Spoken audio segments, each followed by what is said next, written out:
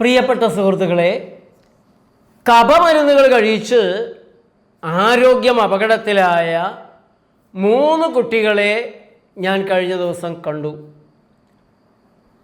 Kozhikode civil station അടുത്തുള്ള nature ലൈഫിൽ ചികിത്സയിൽ കഴിയുകയായിരുന്നു 3 കുഞ്ഞുങ്ങൾ. ഒരു കുട്ടി പ്രമേഹമാണ്, ബാലപ്രമേഹം. ഇൻസുലിൻ എടുത്തിട്ടും കൂട്ടിക്കൂട്ടിയെടുത്തിട്ടും പ്രമേഹനില കുറയുന്നില്ല. അങ്ങനെ വന്നവരാണ്, കണ്ണൂർ ഭാഗത്തു നിന്നുള്ളവരാണ്. ചേട്ടനനുജന്മാരായ 2 കുഞ്ഞുങ്ങൾ. ഒരാൾക്ക് ഏതാണ്ട് 6 വയസ്സ്, മറ്റൊരാൾക്ക് 4 വയസ്സ്. കഴിഞ്ഞ ദിവസം ഞാൻ പറഞ്ഞിരുന്നു, കഫമരുന്നുകൾ 4 വയസ്സിൽ താഴെയുള്ള കുട്ടികൾക്ക് കഫമരുന്നുകൾ നൽകുന്നത് ഇന്ത്യ ഗവൺമെൻറ് നിരോധിച്ചു. അതിനു മുമ്പ് നിരവധി പ്രാവശ്യം ഞാൻ പറഞ്ഞിട്ടുണ്ട്, കഫമരുന്നുകൾ കുട്ടികളെ കൊല്ലും. ഗാംബിയയിൽ, ഇന്തോനേഷ്യയിൽ, ഉസ്ബെക്കിസ്ഥാനിൽ, ഇന്ത്യയിൽ തന്നെ ഹിമാചൽ പ്രദേശിൽ അറിയപ്പെട്ട കുട്ടികളുടെ മരണങ്ങൾ, ഏതാണ്ട് 300-ലധികം കുട്ടികളുടെ മരണം ഇതിനോടകം തന്നെ തെളിഞ്ഞു കഴിഞ്ഞിട്ടുണ്ട്. കഫമരുന്നുകൾ ചെന്നതാണ്. അവിടെ ഈഥൈലൻ ഗ്ലൈക്കോൾ ചേർന്നതാണ്, അല്ല മീഥൈലൻ ഗ്ലൈക്കോൾ ചേർന്നതാണ്, വേണ്ടിയിരുന്നത് പോളിയാണ്, മറ്റതാണ്, അങ്ങനെയൊക്കെയുള്ള വിശദീകരണങ്ങളാണ് ഫാർമ കമ്പനികളുടെ സ്വാധീനത്തിൽ മാധ്യമങ്ങളിൽ നിറയുക. കോവിഡിന് ശേഷം കുറഞ്ഞ വിലയുള്ള ഒരുതരം ഗ്ലൈക്കോള് മെഡിക്കൽ യൂസിന് ഉപയോഗിക്കുന്ന കൂടിയ വിലയുള്ള ഗ്ലൈക്കോളിന് പകരം ഉപയോഗിച്ചതാണ് കാരണമെന്നൊക്കെ. പക്ഷേ എനിക്ക് തന്നെ പിന്നീടൊരു സംശയം, അങ്ങനെയാണെങ്കിൽ 4 വയസ്സിൽ താഴെയുള്ള കുട്ടികൾക്ക് കഫമരുന്നുകളേ കൊടുക്കുന്നത് എന്തിനാണ് കേന്ദ്ര സർക്കാർ നിരോധിച്ചത്? സൂക്ഷ്മ പരിശോധന നടത്തി മറ്റേ ഗ്ലൈക്കോൾ ഇല്ലാത്തത് തന്നെ കൊടുത്താൽ പോരെ? അതും കൊടുക്കരുതെന്നാണല്ലോ പറയുന്നത്. ഇപ്പോൾ 4 വയസ്സിൽ താഴെയുള്ള കുട്ടികൾക്ക് ഒരു തരത്തിലുള്ള കഫമരുന്നും കൊടുക്കാൻ പാടില്ല എന്നാണ് രാഷ്ട്രീയ നിരോധനം. ഏത്? ശാസ്ത്രീയ മരുന്നിന് രാഷ്ട്രീയ നിരോധനം. ശാസ്ത്രീയ നിരോധനമില്ല. ഈ നിരോധനം വരുന്നവരെ ഡോക്ടർമാർ കൊടുത്തുകൊണ്ടേയിരിക്കുന്നു. അതിന് ആർക്കും കുറ്റപ്പെടുത്താൻ സാധിക്കില്ല. രാഷ്ട്രീയ നിരോധനം വരുമ്പോൾ ഡോക്ടർമാർ കൊടുക്കാതായാൽ ഭാഗ്യം. കാരണം പല ഡോക്ടർമാരും പത്രങ്ങളൊന്നും വായിക്കുന്നവരല്ല, ബുക്കുകൾ വായിക്കുന്നവരല്ല. മെഡിക്കൽ ഏജൻസിയുടെ, ഗവൺമെൻറ്റിൻ്റെ, അവരുടെ IMAയുടെ തന്നെ കത്തുകൾ പോലും വായിക്കുന്ന ഡോക്ടർമാർ തീരെ കുറവാണെന്നാണ് എൻ്റെ ഒരു സുഹൃത്തായ ഡോക്ടർ പറയുന്നത്. അതാണ് അവസ്ഥ. വേറെ തരത്തിൽ പറഞ്ഞാൽ, നമുക്ക് ഭയമുള്ള കാര്യങ്ങൾ നമ്മൾ മറ്റുള്ളവരെ കൊണ്ട് ചെയ്യിപ്പിക്കും. അതിലെന്ത് കുഴപ്പം വന്നാലും നമുക്കൊരാശ്വാസമുണ്ട്. അത് അവരുടെ തലയിലേക്ക്, ഭയമുള്ളതെല്ലാം മറ്റുള്ളവരുടെ തലയിൽ വയ്ക്കും.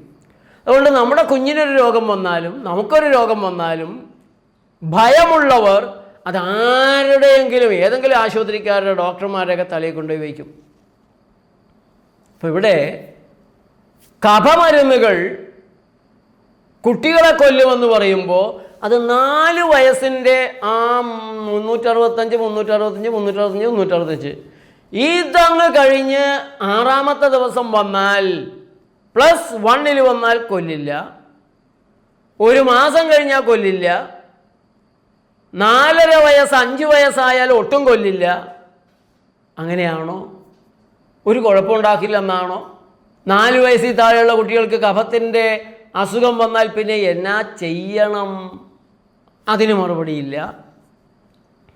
4 വയസ്സിൽ താഴെയുള്ള കുട്ടികൾക്ക് കഫമരുന്ന് കൊടുക്കരുതെന്ന് പറയുമ്പോൾ ആ കഫക്കെട്ടിനെ എങ്ങനെ മാറ്റുമോ അതുപോലെ തന്നെ 5 വയസ്സിന് മീതെയുള്ള കഫക്കെട്ടും അങ്ങ് മാറ്റിക്കൂടെ?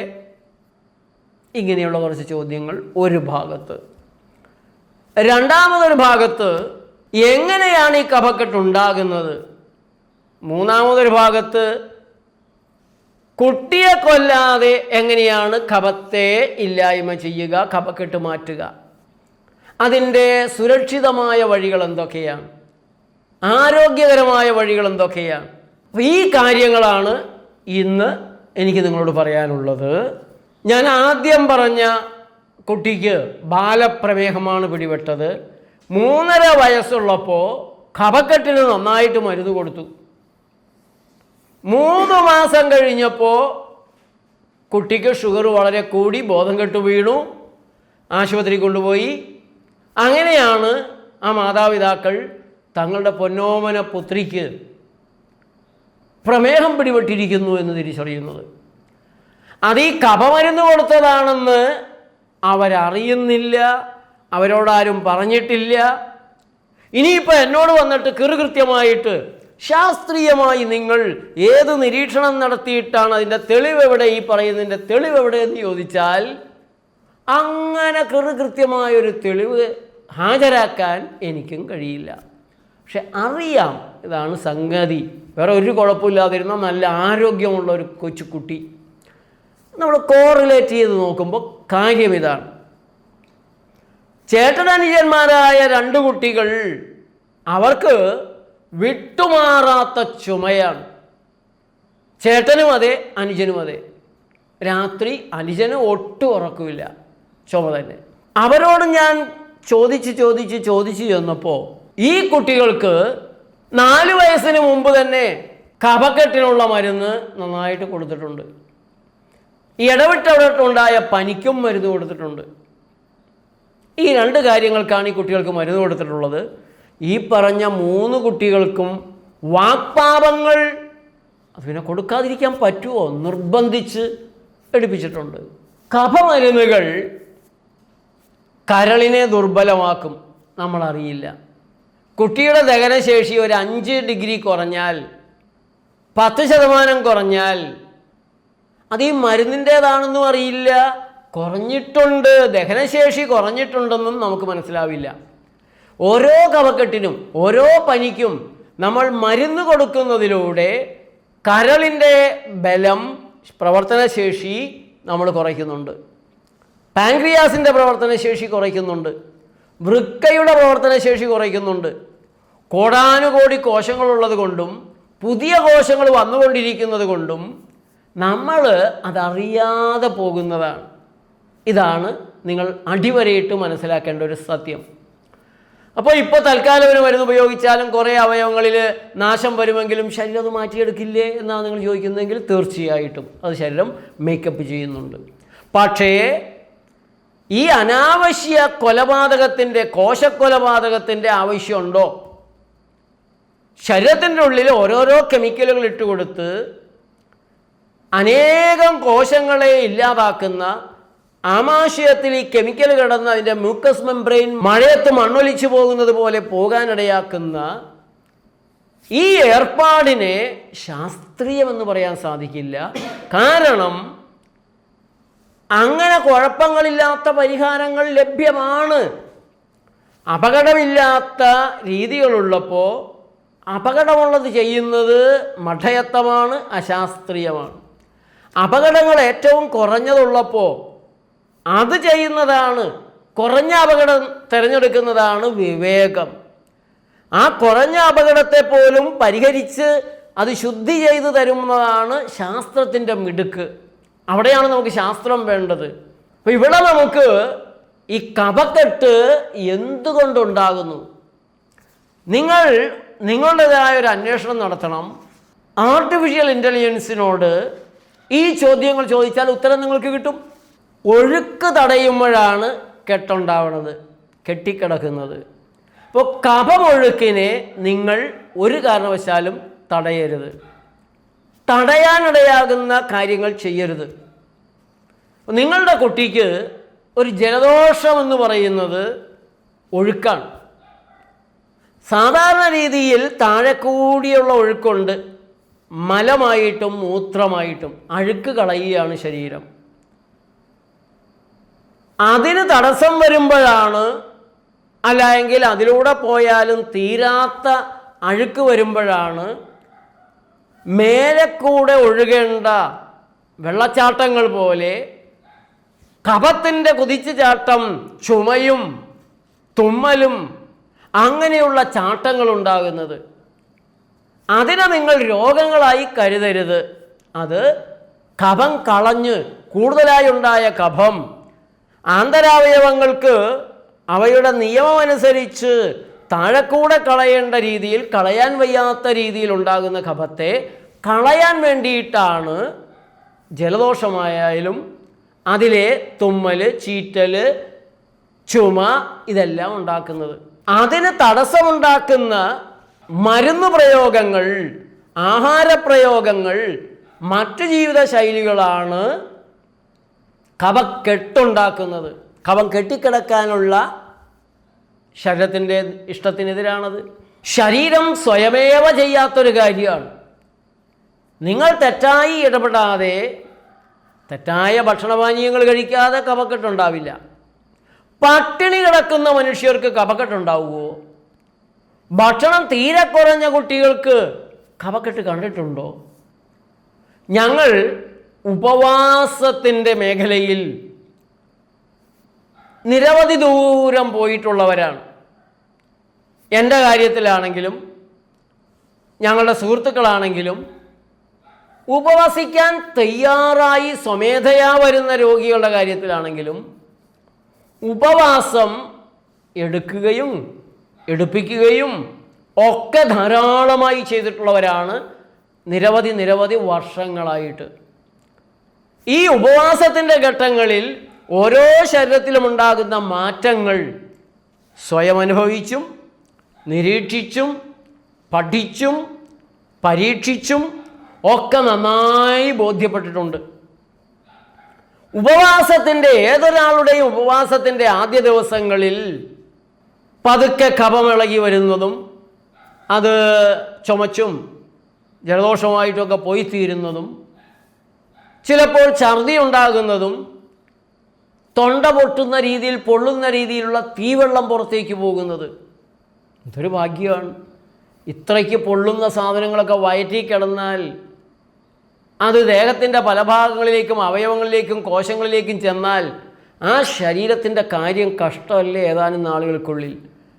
അത് ഉപവാസം എടുക്കുമ്പോൾ, ഭക്ഷണമില്ലാതിരിക്കുമ്പോൾ, വെള്ളം നന്നായി ചെല്ലുമ്പോൾ ന്യൂട്രലൈസ് ചെയ്ത് വെള്ളത്തിലൂടെ നിർവീര്യമാക്കി അല്ലെങ്കിൽ ഡൈല്യൂട്ട് ചെയ്ത് നേരെ പുറത്തേക്ക് കളയുമ്പോൾ കിഡ്നി രക്ഷപ്പെടുന്നു, രക്തം രക്ഷപ്പെടുന്നു, കുടലുകൾ രക്ഷപ്പെടുന്നു. എന്തെല്ലാം തരത്തിലുള്ളൊരാശ്വാസമാണ് ഇത്തരത്തിലുള്ള തീവെള്ളം ഛർദ്ദിച്ചു പോകുന്നതിലൂടെ ഒരു ശരീരത്തിനുണ്ടാകുന്നത്. ഡീഹൈഡ്രേഷൻ വരാതെ സൂക്ഷിക്കണം. സോഡിയം തീരെ കുറയാതെയുള്ള ജാഗ്രത മാത്രമാണ് അവിടെ എടുക്കാൻ കഴിയുന്ന ഒരു കാര്യം, വേണ്ട കാര്യം. അതവിടെ പറഞ്ഞു എന്ന് മാത്രമേ ഉള്ളൂ. ഇപ്പോൾ പട്ടിണി കിടക്കുന്ന കുട്ടികൾക്കല്ല കഫക്കെട്ടുണ്ടാകുന്നത്. കുട്ടിക്ക് ആവശ്യമുള്ളതിനേക്കാൾ കൂടുതൽ ഭക്ഷണം പള്ളിപ്പറമ്പിൽ കതിന ഇടിച്ച് നിറക്കണ പോലെ, മരുന്ന് കയറ്റി ഇടിച്ചിടിച്ചിട്ട് നിറക്കണത് പോലെ കുട്ടിയുടെ ഉള്ളിലേക്ക് തിന്നടാ മോനെ, തിന്നടി മോളെ അടിച്ചും തല്ലിയും കുത്തിയും ദ്രോഹിച്ചും പേടിപ്പിച്ചും കാക്കയുടെ പേര് പറഞ്ഞും ഒക്കെ കുട്ടികളെ കൊണ്ട് തിരിപ്പിക്കുകയാണ്. കുട്ടിക്ക് ആവശ്യമുള്ളപ്പോൾ തിന്നോളും, അങ്ങനെ തിന്നണത് മതി. അയ്യോ, അപ്പോൾ കുട്ടി മെലിഞ്ഞു പോകില്ലേ, ക്ഷീണിച്ചു പോകില്ലേ, ആരോഗ്യം ഉണ്ടാവുമോ? കുട്ടിയുടെ കുഞ്ഞ് ദഹനേന്ദ്രിയത്തിന് താങ്ങാൻ കഴിയുന്നതിനേക്കാൾ കൂടുതൽ ഭക്ഷണം ഇത്തരത്തിലെല്ലാം കുത്തിച്ചെലുത്തി കൊടുക്കുന്നതാണ് കുട്ടിക്ക് കൂടുതൽ അപകടം. കുട്ടിക്ക് ന്യായമായി ഉണ്ടാകാൻ, കൊണ്ടു നടക്കാൻ, ശരീരത്തിന് പ്രവർത്തിക്കാൻ കഴിയുന്ന, താങ്ങാൻ കഴിയുന്ന തരത്തിലുള്ള തൂക്കമല്ലാതെ 1 ഗ്രാം തൂക്കം കൂടിയാൽ പോലും ആ കുട്ടി അപകടത്തിലാണ്. ആ കുട്ടിയുടെ ആരോഗ്യം, ആ കുട്ടിയുടെ ദീർഘകാല ജീവിതം അപകടത്തിലാണ്. ഇത് അച്ഛനമ്മമാർ മനസ്സിലാക്കണം. ഇന്നത്തെ കുട്ടികൾ കഴിക്കുന്ന ഭക്ഷണ സാധനങ്ങളിൽ നല്ലൊരു ശതമാനവും ശരീരത്തിന് ചേരാത്തത്, ശരിയായി ദഹിപ്പിക്കാൻ ശരീരത്തിന് കഴിയാത്തത്, ദഹിച്ചു കഴിഞ്ഞാൽ വിഷാംശങ്ങളിലേക്ക് ഗതികേടുപെട്ടു പോകുന്നതാണ് കുട്ടികൾ കഴിക്കുന്നത്. ആ ഭക്ഷണ സാധനങ്ങളാണ് നിങ്ങളുടെ കുട്ടികളുടെ കഫക്കെട്ടിൻ്റെ പ്രധാന കാരണം. കടകളിൽ നിന്ന് പാക്കറ്റിൽ വാങ്ങിക്കൊണ്ട് ഷൂസിൻ്റെ ലേസ്, പിന്നെന്താണ്, ഓരോരോ തരത്തിലുള്ള പാഷാണങ്ങളുണ്ട്. നിങ്ങൾ ആദ്യം ചെയ്യേണ്ടത്, നിങ്ങൾ സ്നേഹത്തോടെ ഉണ്ടാക്കുന്ന പൂർണ്ണതയുള്ള ഭക്ഷണ സാധനങ്ങളല്ലാതെ മറ്റൊന്നും നിങ്ങളുടെ കുട്ടികൾക്ക് കൊടുക്കരുത്. അതും പരിമിതമായ അളവിൽ. ആ കുട്ടി ഒരു കുഞ്ഞാണ് എന്ന ബോധ്യത്തോടെ അതിന് യോജിക്കുന്നൊരളവിൽ. കുട്ടികളെ പാർട്ടി കാണിച്ചെന്ന് വരും, കണ്ടതെല്ലാം തിന്നാൻ നോക്കിയെന്ന് വരും. ശീലമതായത് കൊണ്ടാണ്. അത് സമ്മതിക്കരുത്. 1. അപ്പോൾ തന്നെ പ്രശ്നം പകുതി കുറയും. 2, കുട്ടികൾക്ക് ഏറ്റവും കൂടുതൽ കഫക്കെട്ടുണ്ടാക്കുന്നത് പാലാണ്. അമ്മയുടെ മുലപ്പാൽ അല്ല. അമ്മയുടെ മുലപ്പാലും കുട്ടികൾക്ക് കഫക്കെട്ടുണ്ടാക്കും. കാരണം നല്ലൊരു ശതമാനം അമ്മമാരും പൂതനകളാണ്. പൂതനയെ പറഞ്ഞയച്ച് ഉണ്ണികൃഷ്ണന് മുല കൊടുത്തു. കൊല്ലാൻ വേണ്ടിയിട്ടാണ്. വിഷകന്യകയെ അയച്ചതാണ്. കംസൻ അയച്ചു എന്നാണ് എൻ്റെ ഒരു അറിവ്. പക്ഷേ കൃഷ്ണൻ മുലപ്പാല് ഊറ്റി വിടാതെ കുടിച്ച് പൂതനയാണ് മരിച്ചതെന്നാണ് കഥ. നമ്മുടെ ഇപ്പോഴത്തെ ഉണ്ണിക്കണ്ണന്മാർക്ക് അത്രയ്ക്കുള്ള കഴിവങ്ങില്ല. മിഠായിയും ബിസ്ക്കറ്റും ചോക്ലേറ്റും ഹംബർഗറും ഹോട്ട് ഡോഗും കില്ലർ എഫ്സിയും മാക്ഡൊണാൾഡ്സും പിശാചി ഘട്ടും ഒക്കെ തിന്നണ മമ്മിമാരുടെ വഷളൻ മുലപ്പാല് കുടിച്ച് അങ്ങനെ കഫക്കെട്ടുണ്ടാക്കുന്ന കുട്ടികൾ ധാരാളമുണ്ട്. മലബദ്ധവും കഫക്കെട്ടും. മുല കൊടുക്കുന്ന അമ്മമാർ അവർ കഴിക്കുന്ന ഭക്ഷണത്തിൻ്റെ പകുതി പഴങ്ങൾ, വേവിക്കാത്ത പച്ചക്കറികൾ, ബാക്കി ഒരു 10% ചെറുപയർ, കപ്പലണ്ടി, പച്ചക്കപ്പലണ്ടി വേണമെങ്കിൽ നിങ്ങൾക്ക് കറി വെച്ച് കഴിക്കാം, അല്ലെങ്കിൽ മുളപ്പിച്ച്. വറുത്ത കപ്പലണ്ടി തിന്നരുത്. കടല ശരീരത്തിന് ചേരുന്ന തരത്തിലാണെങ്കിൽ അതൊക്കെ കഴിക്കണം. ബാക്കിയുള്ള സാധനങ്ങൾ നോൺ വെജ് ഒരു 10% നിർബന്ധമാണെങ്കിൽ നിങ്ങൾ കഴിച്ചോ. പക്ഷെ നോൺ വെജ് നിർത്തിയാൽ തന്നെ, മുല കൊടുക്കുന്ന അമ്മമാർ നോൺ വെജ് ഭക്ഷണ സാധനങ്ങൾ നിർത്തിയാൽ തന്നെ കുട്ടിക്ക് വലിയ വ്യത്യാസമുള്ളത് കാണാൻ സാധിക്കും. നിങ്ങളൊന്ന് പരീക്ഷിച്ച് നോക്ക്. പ്രോട്ടീൻ കുട്ടികൾക്ക് വേണമെന്നാണ് നിങ്ങളുടെ ധാരണയെങ്കിൽ അത് അനിമൽ പ്രോട്ടീൻ അല്ല, പ്ലാന്റ് ബേസ്ഡ് പ്രോട്ടീനാണ് കുട്ടിക്ക് ഏറ്റവും സുഖം നൽകുന്നത്. പ്ലാന്റ് ബേസ്ഡ് പ്രോട്ടീൻ പോലും പല ശരീരത്തിനും യോജിക്കുന്നില്ല. ചിലർക്ക് ബദാം നല്ലതാണ്, ചിലർക്ക് ബദാം കുഴപ്പമുണ്ടാക്കുന്നു. കശുവണ്ടിപ്പരിപ്പ് നല്ലതാണ്, പലർക്കും കശുവണ്ടിപ്പരിപ്പ് കുഴപ്പമുണ്ടാക്കുന്നുണ്ട്. അവർക്ക് വാൾനട്ട് ചേർന്നു എന്ന് വരും. നോക്കി കണ്ടുപിടിക്കണം. കുട്ടിക്ക് പ്രത്യേകിച്ച് 5 വയസ്സിൽ താഴെയുള്ള കുട്ടികൾക്ക് നട്ട്സ് കൊടുക്കാതിരിക്കുന്നത് നല്ലത്. പകരം നിങ്ങൾക്ക് റാഗിയും കുട്ടിക്ക് ചേരുമെങ്കിൽ, റാഗിയും എല്ലാ കുട്ടിക്കും ചേരണമെന്നില്ല, കൊടുത്തു നോക്കുക കുട്ടി എങ്ങനെയുണ്ട്, വയറ്റിലെ ഗ്യാസ് നിറയുന്നുണ്ടോ, കഫം വരുന്നുണ്ടോ.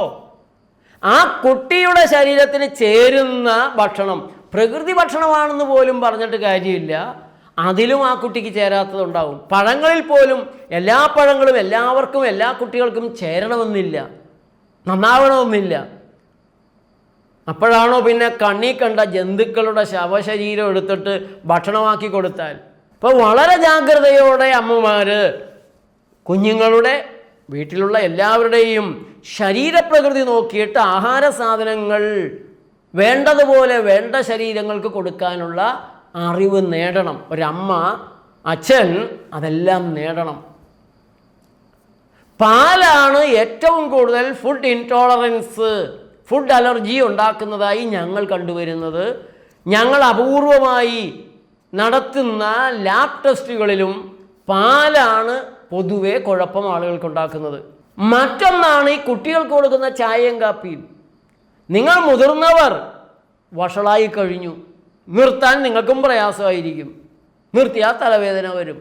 മദ്യപാനിക്ക് മദ്യം നിർത്തിയാൽ ഉണ്ടാകുന്ന കുഴപ്പത്തിൻ്റെ ചെറിയൊരു കുഴപ്പം ചായയും കാപ്പിയും കുടിച്ച് ശീലിച്ചാൽ ഉണ്ടാകും. മദ്യം പോലെ, മയക്കുമരുന്ന് പോലെ ചായയും കാപ്പിയും ആ വിഭാഗത്തിൽപ്പെടുന്ന നർക്കോട്ടിക് തന്നെയാണ്. എന്ത് കാര്യത്തിനാണ് ഈ പാവം കുഞ്ഞുങ്ങളെ ഈ പാഷാണം കുടിപ്പിച്ച് ശീലിപ്പിക്കുന്നത്?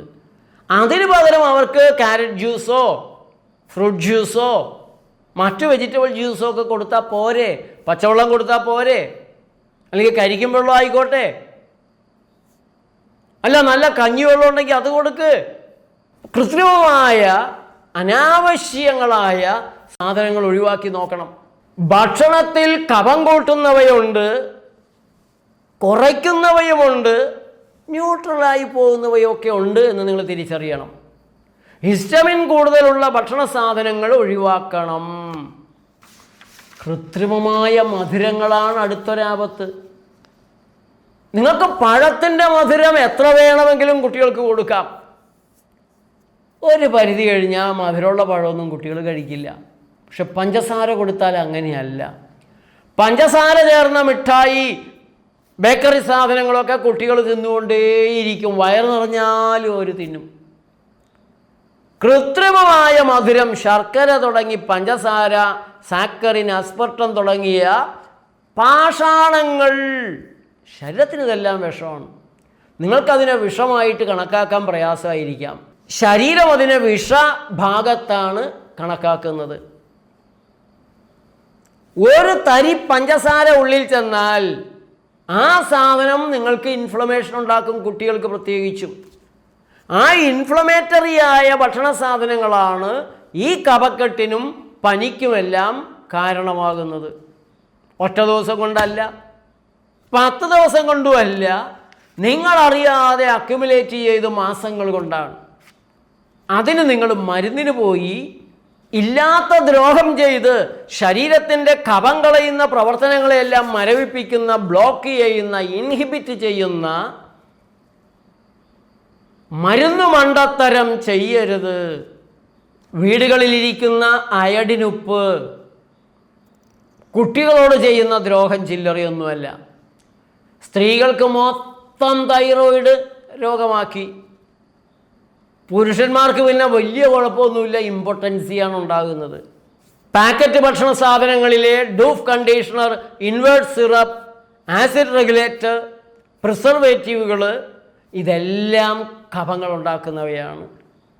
അൾസറും അതുപോലുള്ള നിരവധി പ്രയാസങ്ങൾ, ഗ്യാസ് ട്രബിൾ പ്രോബ്ലമൊക്കെ ഉണ്ടാക്കുന്നവയാണ്, പനി ഉണ്ടാക്കുന്നവയാണ്. കുട്ടികളിൽ ജാഗ്രത പാലിക്കേണ്ടതും കഴിയുമെങ്കിൽ വീട്ടിൽ പാലിക്കേണ്ട ഒരു കാര്യം, ഒരു ഭക്ഷണ സാധനത്തെയും പ്രേതഭക്ഷണമാക്കരുത്. എന്താണ് പ്രേതഭക്ഷണം? കഴിച്ചാൽ നമ്മുടെ ജീവതേജസ്സിനെ വലിച്ചൂറ്റിക്കളയുന്ന ദ്രോഹ ഭക്ഷണ സാധനങ്ങളാണ് ഞങ്ങൾ പ്രേതഭക്ഷണം എന്ന് വിളിക്കുന്നത്. വറുത്തതും പൊരിച്ചതും. എന്തിനാണ് ഇല്ലാത്ത കാശ് കൊടുത്ത് കടിക്കുന്ന പട്ടിയെ വാങ്ങുന്ന പോലെ നല്ല ചെലവ് ചെയ്ത് ഭക്ഷണ സാധനങ്ങളെ എണ്ണയിൽ വറുത്ത് മുരിച്ചെടുത്ത് മലബന്ധവും പൈൽസും കഫക്കെട്ടും പനിയും സൈനസൈറ്റിസും ആസ്തമയും അലർജിയും ഒക്കെ ഉണ്ടാക്കുന്നത്? എന്നിട്ട് മരുന്നിന് നടക്കും. ചെറിയ വട്ടൊന്നുമല്ല നമ്മുടെ ആളുകൾക്ക്. അതേപോലെ തന്നെ അമിതമായി നിങ്ങൾ അമൃത് കഴിച്ചാലും അത് കഫക്കെട്ടിന് കാരണമാകും. അമിതമായാൽ അമൃതും വിഷമെന്ന് കാരണവന്മാർ പറയുന്നത് വെറുതെ ഒന്നുമല്ല. നല്ല ഭക്ഷണമാണെങ്കിലും അത് അരവയറ് മിതമായി നിൽക്കണം. പാചകം ചെയ്താൽ 2 മണിക്കൂറിനുള്ളിലെ ഭക്ഷണം, പ്രത്യേകിച്ച് കുട്ടികളാണെങ്കിൽ 1 മണിക്കൂറിനുള്ളിൽ തന്നെ കൊടുത്തു നോക്ക്, വ്യത്യാസം വരും. ഒരു ഭക്ഷണം കഴിക്കുന്ന കുട്ടിക്ക് കാലത്തെ കഴിച്ചാൽ ഉച്ചയ്ക്ക് മാത്രമേ നിങ്ങൾ ഭക്ഷണം കൊടുക്കാവൂ. കുട്ടികൾക്കും ഈ നിയമമൊക്കെ ബാധകമാണ്. ഇടയ്ക്ക് അവർക്ക് വേണമെങ്കിൽ അവർ വിശപ്പ് പറയുകയാണെങ്കിൽ ജ്യൂസുകൾ കൊടുത്തോളൂ, അല്ല നല്ല വിശപ്പ് പറയുകയാണെങ്കിൽ ഫ്രൂട്ട്സ് കൊടുത്തോളൂ. അതല്ലാതെ ഇടയ്ക്ക് നിങ്ങൾ വേവിച്ചൊരു സാധനം കൊടുക്കരുത്. ഉച്ചയ്ക്ക് ഭക്ഷണം കഴിക്കുന്ന കുട്ടിക്ക് 5 മണി 6 മണി 7 മണിക്കുള്ളിൽ ഭക്ഷണം കൊടുത്തിരിക്കണം, കഴിയുന്നതും 6 മണിക്ക് മുമ്പ്. അത് പഴങ്ങൾ മതി. അതിനിടയ്ക്ക് ഉച്ച ഭക്ഷണം കഴിഞ്ഞാൽ 4 മണിക്ക് വേണമെങ്കിൽ ജ്യൂസോ കരിക്കും വെള്ളമോ പഴങ്ങളോ കൊടുത്തോളൂ, 6 മണിക്കും കൊടുത്തോളൂ. ഇനി ശീലം കൊണ്ട് രാത്രി വിശപ്പ് പറയുകയാണെങ്കിൽ കുറച്ച് നാൾ നിങ്ങൾ ജ്യൂസ് കൊടുത്തോളൂ, അല്ലെങ്കിൽ പഴം കൊടുത്തോളൂ. പതുക്കെ കുട്ടികളെ ഈ ശീലങ്ങളിലേക്ക് കൊണ്ടുവരിക. മറ്റൊന്നാണ് തമ്മിൽ ചേരാത്ത ഭക്ഷണം. ഭക്ഷണ സാധനങ്ങൾ തമ്മിൽ ചേർക്കരുത് എന്നുള്ളത്, വിരുദ്ധാഹാരം എന്നുള്ളത് പടിഞ്ഞാറൻ വൈദ്യം അംഗീകരിക്കുന്നില്ല. അവരുടെ റിസർച്ചുകൾ മുഴുവൻ നോക്കിയാലും തമ്മിൽ ചേരാത്ത ഭക്ഷണത്തെ അങ്ങനെ അവർ അംഗീകരിക്കുന്നില്ല. എന്തിട്ടാലും അത് കഴിച്ചോളും, അതൊക്കെ ശരിയായിക്കോളും എന്നുള്ളൊരു നിലപാടാണ് അവർക്ക്. പക്ഷേ അത് തത്വത്തിൽ, അവരുടെ തത്വത്തിൽ അവർ നാളെ അത് മാറ്റിയെന്ന് വരും. നമുക്ക് നൂറ്റാണ്ടുകളായി നമ്മുടെ മഹർഷീശ്വരന്മാർ പറഞ്ഞു തന്നിട്ടുള്ള വിരുദ്ധാഹാരങ്ങളുണ്ട്, തമ്മിൽ ചേർക്കാൻ പാടില്ലാത്ത ഭക്ഷണ സാധനങ്ങളുണ്ട്. ആ ഭക്ഷണ സാധനങ്ങൾ തമ്മിൽ ചേർക്കാതെ നിങ്ങൾ കഴിച്ചു എന്ന് കരുതി ഒരു കുഴപ്പവും വരാനില്ല. ഗുണമുണ്ടായില്ല എങ്കിൽ പോലും ദോഷമൊന്നുമില്ല. അങ്ങനെയൊന്നും ശാസ്ത്രം തെളിയിച്ചിട്ടില്ല എന്ന് പറഞ്ഞ് നിങ്ങൾ അതൊക്കെ എടുത്ത് കഴിച്ച് കുഴപ്പമെല്ലാം വന്നു കഴിഞ്ഞിട്ട് നാളെ ശാസ്ത്രം പറയുകയാണ് അയ്യോ അത് കുഴപ്പമാണ് ഞങ്ങളിപ്പോൾ കണ്ടുപിടിച്ചല്ലോ എന്ന് പറയുമ്പോൾ തിരുത്താൻ നിങ്ങൾക്ക് പറ്റില്ല. അതുകൊണ്ട് കണ്ടുപിടിക്കുന്നത് വരെ ഇതൊക്കെ തന്നെ ജാഗ്രതയോടെ പോകുന്നതാണ് നിങ്ങൾക്ക് നിങ്ങളുടെ കുട്ടിക്ക് നല്ലത്. ഇനി നിലവിലുള്ള കഫക്കെട്ടിനെ മരുന്നുകൾ കൂടാതെ എങ്ങനെ മാറ്റിയെടുക്കാൻ പറ്റും? ഏറ്റവും നല്ലത് ഉപവാസമാണ്. കുറച്ച് ദിവസങ്ങളിൽ ഭക്ഷണം വേണ്ട, ധാരാളം വെള്ളം കുടിക്കാം. ഇടയ്ക്കിടയ്ക്ക്, ഒന്നിച്ചല്ല, ഇടയ്ക്കിടയ്ക്ക് വെള്ളം കുടിക്കുക. പക്ഷെ കൊച്ചുകുട്ടികളെ നമ്മളങ്ങനെ ഉപവസിപ്പിക്കാൻ പാടില്ല. അവർ വളരുന്ന പ്രായമാണ്, അവരുടെ ഭക്ഷണത്തിൽ ജാഗ്രത വേണം. പനി പിടിക്കുകയാണെങ്കിൽ അവരെ നമുക്ക് ഉപവസിപ്പിക്കാതെ നിവൃത്തിയില്ല. പനിയുള്ളപ്പോൾ അവർക്ക് ഭക്ഷണം കൊടുക്കാൻ പാടില്ലാത്തതാണ്. അതിനെക്കുറിച്ച് ഞാൻ അടുത്ത ദിവസങ്ങളൊന്നിൽ വിശദമായി തന്നെ പറയുന്നുണ്ട്. അവിടെ കഫക്കെട്ടിന് ആവി പിടിക്കുന്ന ഏർപ്പാട്, തീരെ കുഞ്ഞു കുട്ടികളാണെങ്കിൽ ആവി കൊണ്ടവരെ പൊള്ളിക്കരുത്. അവർ കിടക്കുന്ന തൊട്ടിലിനരികിൽ, കട്ടിലിനടുത്ത് നമ്മൾ ഈ ആവിപാത്രം വെച്ച് ആവി ഒരു കഷണം കടലാസ് കൊണ്ടോ അല്ലെങ്കിൽ വിശറി കൊണ്ടോ പതുക്കെ അവരുടെ മൂക്കിലേക്ക് പോകുന്ന രീതിയിൽ ആവിയെ തട്ടി നീക്കിയാൽ മതി. ഏതാനും ദിവസങ്ങൾ പഴച്ചാറുകൾ മാത്രം നൽകി, നല്ല വിശപ്പുള്ള കുട്ടിയാണെങ്കിൽ പഴങ്ങൾ മാത്രം നൽകി കഫക്കെട്ട് മുഴുവൻ മാറ്റിയെടുക്കുന്നതാണ് ഏറ്റവും സുരക്ഷിതം. അതിൽ കഫങ്ങളെ മാറ്റുന്ന ഭക്ഷണ സാധനങ്ങളിൽ ഓറഞ്ച് നീര്, മുസമ്പി നീര്, മാതള നാരങ്ങയുടെ നീര്, അതിൽ നിങ്ങളുടെ കുട്ടിക്ക് ഏതാണ് യോജിക്കുന്നതെന്ന് നോക്കണം. ചില കുട്ടികൾക്ക് മാതള നാരങ്ങ ചേർന്നെന്ന് വരില്ല, ചിലർക്ക് ഓറഞ്ച് ചേർന്നെന്ന് വരില്ല. അങ്ങനെയുണ്ട്. അപ്പം നിങ്ങളുടെ കുട്ടിക്ക് ആരോഗ്യമുള്ള സമയത്ത് ദഹനത്തിന് പ്രയാസം ഉണ്ടാക്കാത്തത്, വയറിന് കഴിച്ചു കഴിഞ്ഞാൽ പ്രയാസങ്ങൾ ഉണ്ടാക്കാത്തത് നിങ്ങൾ കണ്ടുപിടിക്കണം. അത്തരത്തിലുള്ള ഫ്രൂട്ട്സിൻ്റെ നീര്, പഴച്ചാറുകൾ അതിനുശേഷം കൊടുക്കണം. തേങ്ങ വെള്ളവും കരിക്കും വെള്ളവും കൊടുക്കാൻ അത് യോജിക്കുന്ന കുട്ടികളാണെങ്കിൽ അതിലേക്ക് നോക്കാം. അങ്ങനെ ആ കഫക്കെട്ട് മാറ്റിയെടുക്കാം, ഏത് മരുന്നിനേക്കാളും നന്നായിട്ട്, സുരക്ഷിതമായിട്ട്. കഫക്കെട്ട് മാത്രമല്ല അപ്പോൾ മാറുക, ആ കുട്ടികളുടെ മലബന്ധവും മറ്റെന്തെങ്കിലും തകരാറുകൾ ഉണ്ടെങ്കിൽ അറിഞ്ഞതും അറിയാത്തതുമായ കുഴപ്പങ്ങൾ കൂടെ ഏതാനും ദിവസങ്ങൾ പഴങ്ങളും പഴച്ചാറുകളും മാത്രമാക്കുമ്പോൾ മാറിക്കിട്ടുമെന്നുള്ളതാണ് ഇതിൻ്റെ ഒരു പ്രത്യേകത. മരുന്നിന് പോകുമ്പോൾ മരുന്ന് തന്നെ കഫക്കെട്ട് ഉള്ളിലാക്കി അടിച്ചമർത്തി വെക്കുന്ന ദ്രോഹം ചെയ്യും, ആ മരുന്ന് വേറെ ദ്രോഹം ചെയ്യും, മറ്റുള്ള തകരാറുകളൊന്നും മാറ്റി തരികയുമില്ല. അതുകൊണ്ട് 3 തരത്തിലുള്ള 3 ഡയമെൻഷൻ മണ്ടത്തരമാണ് കഫക്കെട്ടിനൊക്കെ മരുന്ന് കഴിക്കുന്നത്. ഇത് അലോപ്പതി മരുന്നിന് മാത്രമല്ല, കഫത്തെ ഇളക്കിക്കളയാൻ അനുവദിക്കാത്ത ഏത് ചികിത്സയ്ക്കുമുണ്ട്. കഫത്തെ ഇളക്കിക്കളയുന്ന മരുന്നുകളെന്ന് പറഞ്ഞാൽ കഫം ഇളക്കാൻ ഉപയോഗിക്കുന്ന ആ മരുന്നിൻ്റെ പ്രവർത്തനം ശരീരത്തിന് അത്ര നല്ലതുമല്ല. അതുകൊണ്ട് സൂക്ഷ്മമായ, സൗമ്യമായ, ലളിതമായ പ്രകൃതി രീതികളാണ് നല്ലത്. പിന്നെ അല്പം മുതിർന്നവർക്കാണെങ്കിൽ ഇഞ്ചി ചേർത്ത ഭക്ഷണം, കുരുമുളക്, ഉള്ളി, വെളുത്തുള്ളി, ഇങ്ങനെ പല സാധനങ്ങളും പരമ്പരാഗതമായിട്ട് നമ്മൾ ഉപയോഗിക്കാറുണ്ട് കഫം പോവാൻ. ചിലർ തുളസിയുടെ ഇലയിട്ടത് ഉപയോഗിക്കും, പനിക്കൂർക്കയുടെ ഇലയിട്ട് ആവി കൊള്ളും. ഇങ്ങനെയുള്ള പരമ്പരാഗത രീതികൾ പലതുമുണ്ട്. ചെറിയ രീതികൾ പഴങ്ങളുടെ ഈ ഡയറ്റെല്ലാം കൊണ്ട് മാറാതെ വരികയാണെങ്കിൽ അങ്ങനെയൊക്കെ നോക്കിയാലും, അല്ലെങ്കിൽ വലിയ ബുദ്ധിമുട്ടുണ്ടായി കഫം കെട്ടിയിട്ട് മൂക്ക് ശ്വസിക്കാൻ പറ്റുന്നില്ല എങ്കിൽ ഇങ്ങനെയുള്ള ആവി കൊടുത്തൊക്കെ ചെയ്ത് നോക്കാം. അല്പം നല്ല മഞ്ഞളിൻ്റെ പൊടിയെടുത്ത് തുണിയിൽ തിരിയാക്കി കത്തിച്ച് ഒന്ന് വലിച്ചാൽ അപ്പം മാറുന്നതാണ് ഈ മൂക്കടപ്പ്. അപ്പം അതുപോലുള്ള കാര്യങ്ങളൊക്കെ നിവൃത്തിയില്ല എങ്കിൽ അതൊക്കെ ചെയ്യുക. മരുന്നുകൾ കൊടുക്കരുത്. കുട്ടികൾക്ക് മരുന്നുകൾ കൊടുക്കരുത്. കഫമരുന്നൊന്നല്ല, ഒരു മരുന്നും കൊടുക്കരുത്. അല്ലാതെ തന്നെ രോഗകാരണങ്ങളെ ജീവിതത്തിൽ നിന്ന് ഒഴിവാക്കി ആരോഗ്യത്തോടെ ജീവിക്കാനുള്ള അവസരം, ആ ഒരു ഭാഗ്യം നിങ്ങളുടെ കുട്ടികൾക്ക് നൽകുക, നിങ്ങൾക്കും നിങ്ങൾ സമ്മാനിക്കുക. എൻ്റെ ഇന്നത്തെ ഈ പ്രഭാഷണം നിങ്ങൾക്കും നിങ്ങളുടെ കുടുംബത്തിനും അനുഗ്രഹമായി തീരട്ടെ എന്ന പ്രാർത്ഥനയോടെ കഴിയുന്നത്ര ഷെയർ ചെയ്യണം. നിങ്ങളുടെ കമൻറ്റുകൾ എഴുതണം. ലൈക്ക് ചെയ്യാൻ മറക്കരുത്. നന്ദി, നമസ്കാരം.